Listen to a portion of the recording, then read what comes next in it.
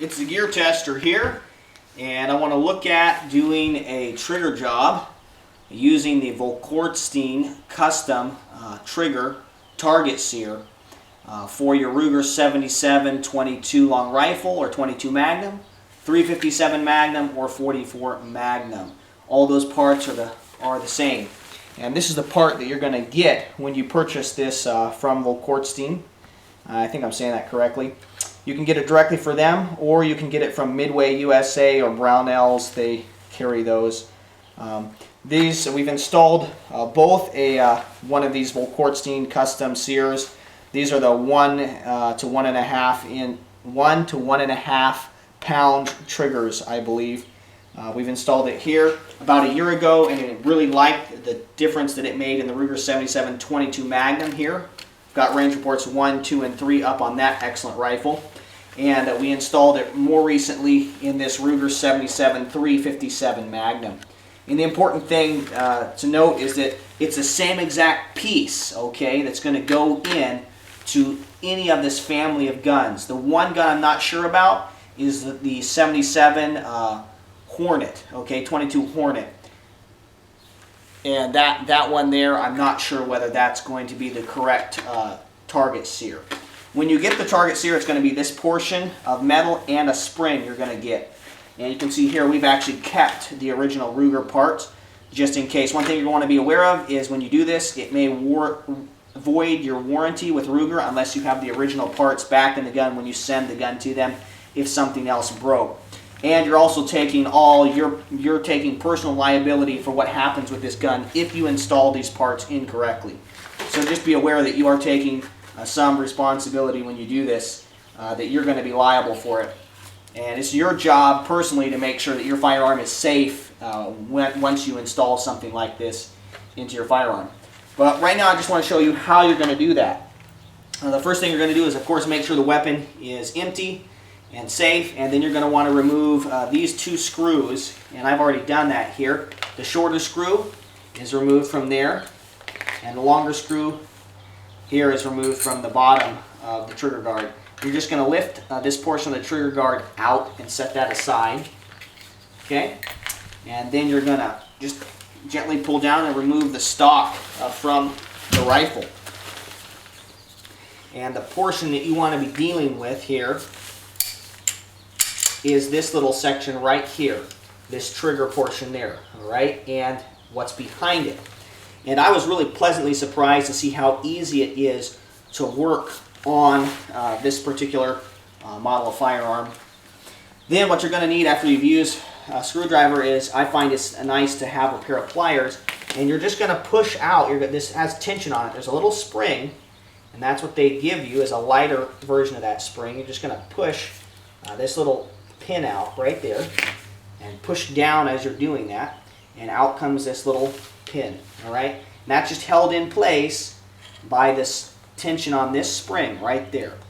So now you have the trigger. You're going to lay that aside and this spring, and you may want to replace that factory Ruger spring with the spring that you get when you purchased this trigger sear. And now you're going to come right here, and there is a little pin here that is connected to, I believe, another portion of the gun, and it may actually be the safety here. That's not the safety. This is another mechanism there. You're going to want to be careful. You can push this all the way out, and then it just takes a little bit more work to get it reinstalled, but I just pull it out carefully, and you may find here that while you do that, that it's good to have the pliers to just pull that out. You don't need to pull it out all the way. You just need to make sure that it's past connecting this little sear, and that's what you're going to be replacing is the target sear here.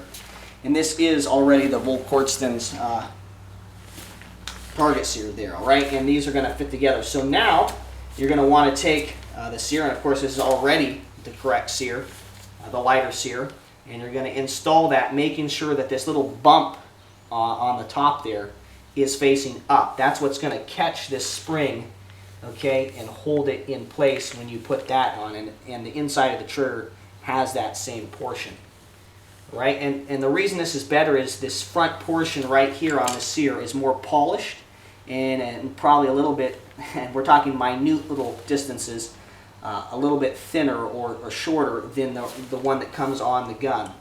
So you're just going to reinsert that there. Pull that pin, make sure that you get that pin all the way out. If it does come all the way out, it's not a problem, it's just a little spring. Then you're going to want to bring your pair of pliers back in and see if I can get this pushed up correctly. Got a little bit of that still hanging in there. Come up like so, and then we're just going to reinstall that. And that portion's reinstalled. Then you're going to take the spring, which you get. You're just going to reposition that spring on it, and then you're just going to come here and push down.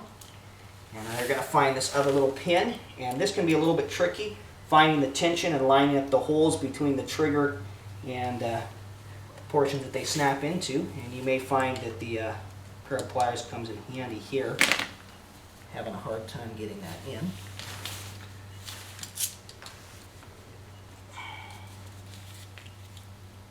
Let's see if I can get it out now. There we go. Got it in. So that's all you have to do. You're just taking those two portions and two parts, and you're taking the old ones out and putting the ones that came with the Volquartsen custom trigger sear right in there, the target sear, and just in placing those. Then you're just going to follow those same steps. Replace the firearm, the barrel, and trigger assembly back into your gun. As you do that, this little top of this little pin right here can sometimes get in the way. You just want to make sure that that's pushed in. All right, seated correctly. You're just going to flip your gun back over again and install your trigger guard. And that can be a little bit, I find that on this gun that there's a little bit of tension as you put that screw in, and that's probably a good thing because that's going to hold it in place. Just going to now install those screws, make sure that they're tight. I just hand tighten them so that I know that they're very well tightened but not overly tightened.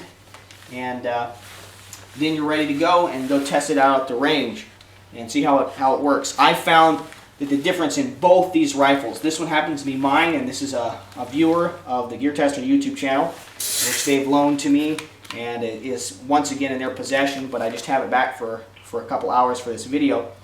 And I found that these Volquartsen trigger target sear has done a world of difference for the accuracy, the consistent accuracy that you're able to achieve with these guns.